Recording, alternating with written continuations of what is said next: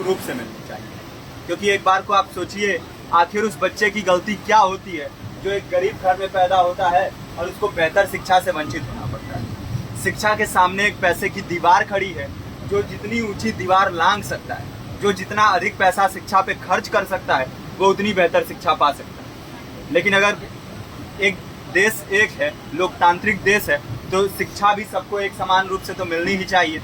आज परिस्थिति ये है कि एक तरफ तो प्राइवेट स्कूल हैं जो लूट के अड्डे बने हुए हैं, वहाँ पे आप एडमिशन कराने जाएंगे तो सिर्फ एडमिशन के नाम पे ही आपको 10,000 20,000 रुपये देना होगा। और कमीशन खोरी का ऐसा धंधा है कि कॉपी, किताब, टाई, बेल्ट, ड्रेस, जूता कहाँ से खरीदना है ये आप नहीं तय करेंगे वो प्राइवेट स्कूल वाले। यानी आम लोगों की मेहनत की आखिरी कौड़ी उनके जेब से वसूल लेना चाहते हैं। और दूसरी तरफ सरकारी स्कूलों में न तो पर्याप्त टीचर हैं, न पर्याप्त बिल्डिंगें हैं। 2019 का ही ये पुराना आंकड़ा है कि हर 100 में से 52 स्कूलों में या तो एक टीचर है या 2 टीचर हैं। और उन्हीं टीचरों के ऊपर जिम्मेदारी थोप दी जाती है कि जनगणना करो, मतगणना करो, पशु गणना करो, तमाम काम करवाए जाते हैं। और 19 के बाद से तब से कितने टीचर रिटायर हुए होंगे, और 18 के बाद से कोई टीचर की वैकेंसी भी नहीं है। आप खुद भी सोच सकते हैं ये परिस्थिति और कितनी बिगड़ी हो।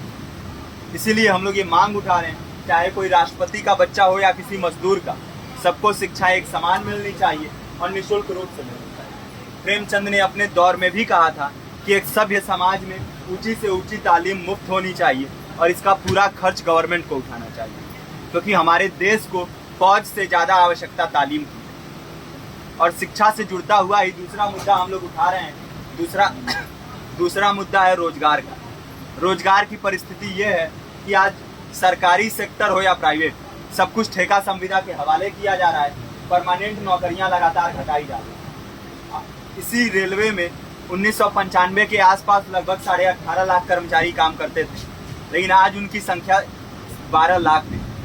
आप खुद भी सोच सकते हैं कितने बड़े पैमाने पे परमानेंट पदों को घटाया जा रहा है। और आज आलम ये है, एक तरफ लाखों पद खाली पड़े हैं, फिर भी कोई वैकेंसी नहीं निकलती। जो वैकेंसियां निकलती हैं उनमें भ्रष्टाचार होता है, पेपर लीक हो जाते हैं।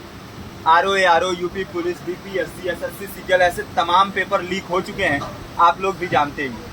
अभी नीट की धांधली में ये पता चला कि एक एक पेपर 30 लाख से 50-50 लाख रुपए में बेचा गया। हम और आप तो ये पैसा नहीं दे सकते। पूरी की पूरी कारस्तानी सरकार, प्रशासन, शिक्षा माफियाओं की होती है। और भुगतता कौन है?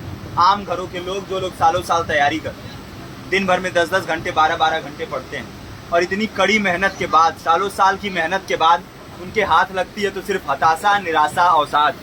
बहुत से छात्र नौजवान जो इस बेबसी में, इस डिप्रेशन में नहीं जी पाते, आत्महत्या तक के कदम उठा लेते हैं। लेकिन ये देश की विडंबना है कि टीवी चैनल, अखबार, मीडिया, नेता, मंत्रियों के लिए कहीं ये कोई मुद्दा नहीं है। उनके लिए मुद्दे हैं तो जाति, धर्म, रंग, नस्ल, अगड़ा पिछड़ा।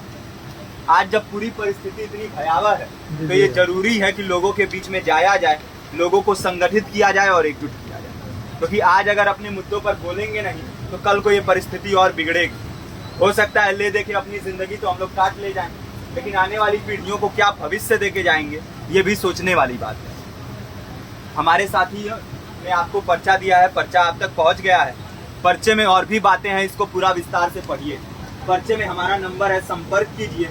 फेसबुक का, इंस्टाग्राम का लिंक है, आप वहाँ पे जाएंगे तो आपको पता भी चलते रहेगा कि लगातार किन किन माध्यमों से हम इस अभियान को चला रहे हैं। नुक्कड़ नाटक, संगीत, शिक्षा सहायता मंडल, लाइब्रेरी, तमाम माध्यमों से इस अभियान को चला रहे हैं और कोशिश कर रहे हैं कि बड़े से बड़े पैमाने पर हर जगह पे लोगों को संगठित किया जाए और एकजुट किया जाए। आपके बीच भी आए हैं आपका साथ और सहयोग दें। साथ इस रूप में कि आप भी हमारे इस कारवां और इस मुहिम से जुड़िए।